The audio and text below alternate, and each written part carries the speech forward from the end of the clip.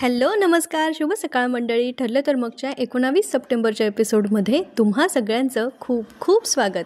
कालपर्यंत आपण पाहिलं होतं की प्रियाला काही सुभेदारांनी घरात घेतलेलं नाही आहे आणि आजच्या एपिसोडमध्ये पण ती तंबू लावून घराच्या बाहेरच राहणार आहे.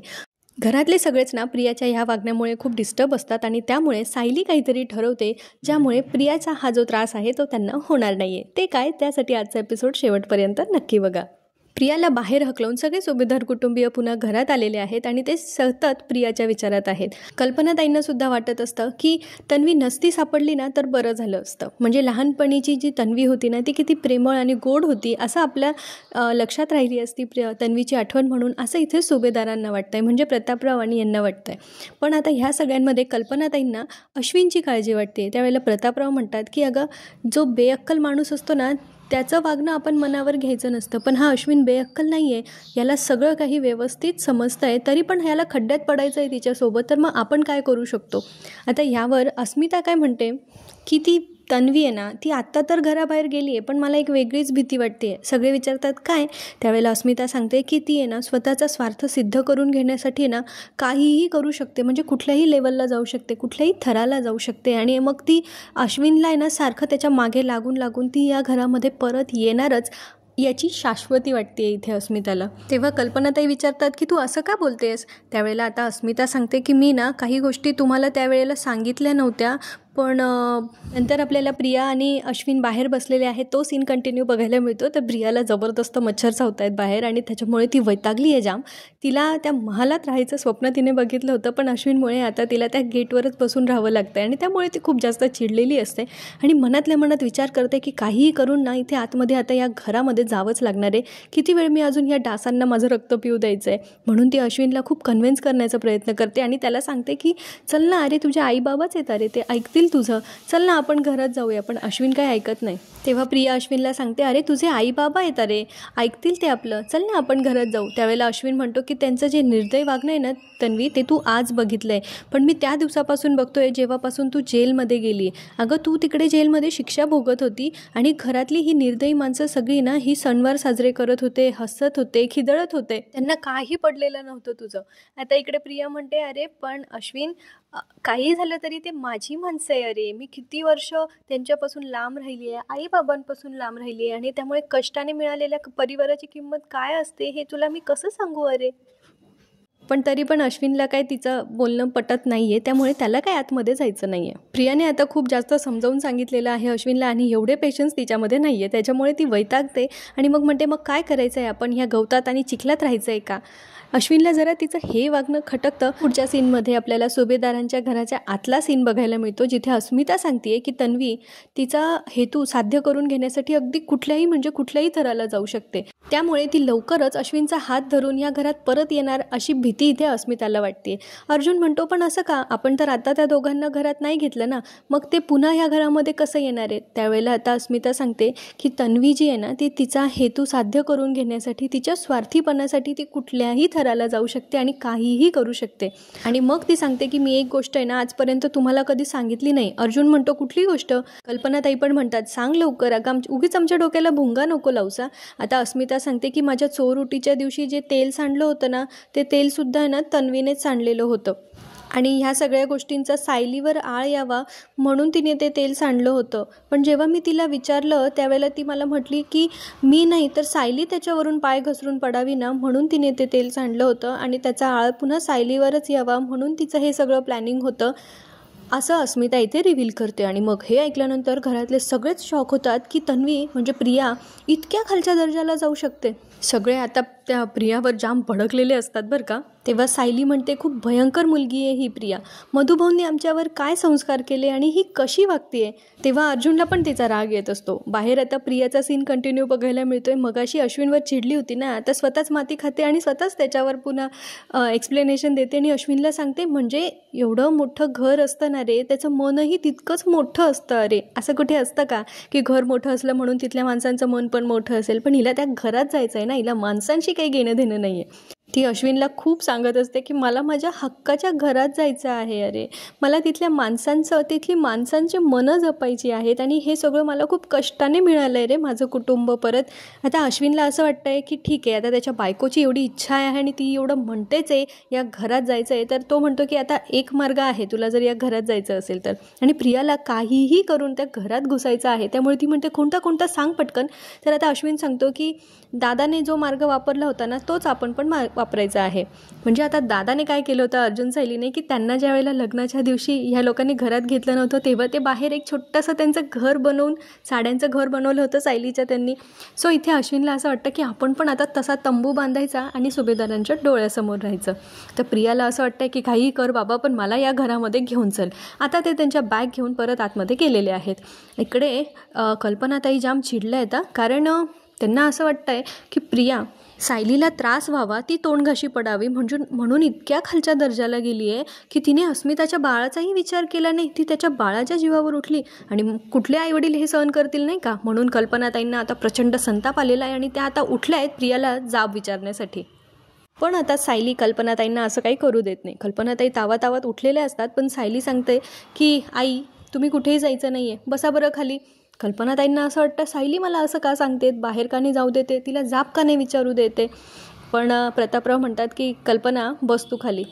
सायली काय म्हणते आपण जरा ऐकून घेऊया. आता कल्पनाताई म्हणतात अगं पण ती प्रिया माझ्या मुलीच्या बाळाच्या जीवावर उठली होती आणि मग मी तिला जाब का नाही विचारायला पाहिजे, तू असं का म्हणतेस. सायली म्हणते आई मला सांगा बरं ह्या घराच्या किल्ल्या कोणाकडे आहेत.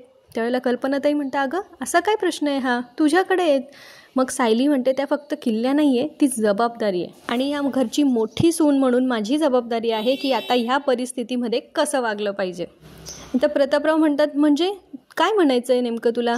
त्यावेळेला आता सायली म्हणते की आई तुम्ही मगाशी म्हटले होते ना की प्रिया आपल्या घराला लागलेली वाळवी आहे, मग आपण वाळवीकडे बघून काय करतो, आपण तिच्याबद्दल बघून हा विचार करत असतो का की ही वाळवी माझ्याच घरात का आली, माझ्याच घराला का लागली. नाही ना, आपण तिच्यावर काहीतरी ठोस उपाय करतो आणि कायमचं तिला विसरून जातो. तसंच आपल्याला प्रियाच्या बाबतीत करायचं आहे. आपण तिचा जराही विचार करायचा नाही आहे आणि तिला महत्त्वच द्यायचं नाही आहे असं इथे सायलीने ठरवलं आहे. पण कल्पनाताई म्हणतात मला हे जमेल का. प्रतापराव म्हणतात कल्पना तुला हे सगळं जमवून घ्यावं लागणार आहे कारण प्रियाला जेवढं इम्पॉर्टन्स हे लोक देतील तेव्हा ती जास्त शहाणपणा करणार आहे हे यांना कळून चुकलं आहे. आता सायलीने सांगितलं आहे की मी या घरची मॅनेजर आहे आणि म्हणून मी जे ठरवलं आहे ते तुम्ही सगळ्यांनी फॉलो करायचं आहे की प्रियाकडे आता दुर्लक्ष करायचं आहे. त्यावेळेला अर्जुन म्हणतो की मॅनेजर नाही CEO. आणि आता ह्या CEOचं सगळे घरातले यांच्या कंपनीतले जे लोक आहे ना ते सगळं काही ऐकणार आहे. विमलताईंची पण इच्छा आहे की अस्मिताच्या बाळावर प्रियाची साधी सावलीसुद्धा नको पडायला आणि त्यासाठी आता यांनी निर्णय घेतला आहे की आपण अगदी प्रत्येक दिवस एकदम आनंदात सुखात आणि मजेत जगायचा, एकदम छान राहायचं आणि प्रियाचा विषयही काढायचा नाही आणि तिचा अजिबात विचार करायचा नाही. बघू आता सुभेदार कुटुंबियांना हे सगळं जमणार आहे की नाही. आणि प्रिया ह्या लोकांनी दुर्लक्ष केल्यानंतर तर ऑब्व्हियसली तिच्याकडे एकच पर्याय असणार आहे, तो म्हणजे किल्लेदारांकडे जाण्याचा. तर ती पुढच्या भागात किल्लेदारांकडे पण जाणार आहे. तुम्ही आत्तापर्यंत चॅनलला सबस्क्राईब केलं नसेल तर पटकन करून टाका हां. आता खालचा सगळा तमाशा आटोपलेला आहे. आता सायली अर्जुन त्यांच्या खोलीत आलेले आहेत. सायली आता नवरात्रीच्या तयारीला लागणार आहे. सो पुढचे काही दिवस आपल्याला मस्त चैतन्याचं वातावरण म्हणजे आपला चैतन्य नाही उत्साहाचं वातावरण इकडे पुढे बघायला मिळणार आहे. तर आता सायली अर्जुनला म्हणते की मी उद्या मार्केटमध्ये जाणार आहे काही खरेदी करण्यासाठी, तुम्हाला काय आणायचं असेल तर सांगा किंवा तुम्ही माझ्यासोबत येणार असाल तर तसंही सांगा म्हणजे आपण दोघं सोबत जाऊ. आता अर्जुन म्हणतो तू पहिले इकडे ये आणि इथे बैस. आणि मग अर्जुनला आठवतं की त्याची मम्मा म्हणते की सायली वाघीण आहे, ज्यावेळेला या घरावर संकट येते ना तेव्हा ती वाघीण होते. आणि अर्जुन म्हणतो आणि आज तर मला तुझं एक वेगळंच रूप बघायला मिळालं. आता सायली सांगते की प्रियाचं हे जे वागणं आहे ना हे आम्ही लहानपणापासून बघत आलो आहे. ती लहानपणापासून अशीच होती म्हणजे प्रत्येक गोष्टीमध्ये कोणाला ना कोणाला त्रास देत असायची. आणि मी ना आजपर्यंत तिच्यावर जीव लावणारी जी माणसं होती ना त्यांच्यामुळे त्या प्रियावर मी जास्त चिडत नव्हते. म्हणजे आधी कसं मधुभाऊंची ती खूप लाडकी होती म्हणून मी तिचं सगळं वागणं सहन करत होते. आणि इकडे आल्यानंतर तर पूर्ण आजींचा जीव बनली होती ती. आई बाबा सगळ्यांचाच तिच्यावर, प्रतिमा आत्याची मुलगी आहे म्हणून खूप जास्त जीव होता. तर मला असं वाटायचं की मी जर प्रियाला काही बोलले तर ही माणसं दुखावली जातील आणि मग ती दुखावू नये म्हणून मी प्रियाला सोडून देत होते. पण आता तिला फक्त एक चूक करू द्या मग मी तिला चांगला धडा शिकवणार आहे कारण आता घरच्यांना पण तिचं खरं रूप कळलेलं आहे. सो सायलीने इथे आता अर्जुनला सांगितलं आहे की आता प्रियाला काहीतरी करू देत, मी तिला चांगला इंगा दाखवणार आहे. अर्जुन म्हणतो पण मला आजचं तुझं हे रूप फार आवडलं आहे बरं का. तेव्हा सायली म्हणते आपल्या घरच्यांच्या सुखासाठी कधी कधी असा सूर लावावा लागतो. तुम्ही नाही का कधी कधी माझं प्रेमाने बोललेलं ऐकत नाही तर मग मला वेगळ्या सुरात बोलावं लागतं. त्यावेळेला अर्जुन म्हणतो ओ मॅडम तुम्ही प्रेमाने सांगा नाही तर रागवून सांगा, मी तुमचं सगळं सांगितलेलं ऐकतो बरं का. आता दुसरीकडे आपल्याला किल्लेदारांच्या घरचा सीन बघायला मिळतो. इथे सुमन काकी विचार करत बसले आहेत की नागराजला कसं वठणीवर आणायचं, त्याचा मार्ग कसा बदलवायचा. म्हणजे बिचाऱ्या खूप चांगली बायको आहेत आणि त्यांना असं वाटतंय की त्यांच्या नवऱ्याने आता चांगल्या मार्गावर यावं आणि म्हणून त्या विचार करतात की आता सगळं जे त्यांची पावर आहे, जी धैर्य आहे ते एकवटून आता त्यांना नागराजशी बोलायचं आहे. सो आता तेवढ्यात लाईट लागतो त्यांच्या खोलीचा आणि नागराज आलेला असतो. तर नागराज म्हणतो अशी भूतासारखी काय बसलीस गं इथे, जा मला पाणी घेऊन ये. आता सुमन काकी उठतात आणि मग नागराजला म्हणतात की अहो तुम्ही आता पण त्या महिपतशी तसेच म्हणजे संबंध ठेवून आहात का हो.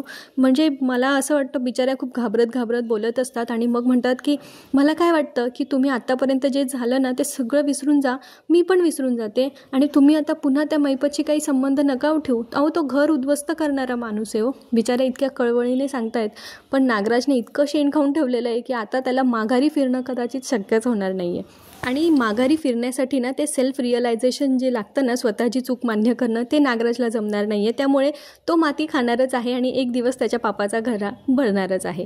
सो आता नागराज इथे सुमन काकींना काय सांगतो माहिती आहे का की आपलं जेवढं डोकं आहे, जेवढी बुद्धी आहे ना, माणसाने तेवढंच बोलावं आणि तसंच वागावं. त्यामुळे तू या गोष्टीमध्ये पडू नको. सो आता नागराजने शेवटी ठरवून घेतलं आहे की त्याला खड्ड्यात पडायचंच आहे महिपतसोबत. बिचाऱ्या सुमन काकी इतक्या कन्व्हिन्स करून इतक्या प्रेमाने समजावत होत्या त्या नागराजला, पण याला अक्कल आहे का. चांगली बायको मिळाली आहे, तिचं कौतुक करावं, तिच्याशी व्यवस्थित वागावं, पण नाही. ते म्हणतात ना दैव देतं आणि कर्म नेतं, तसंच काहीचं या नागराजच्या बाबतीत पण होणार आहे.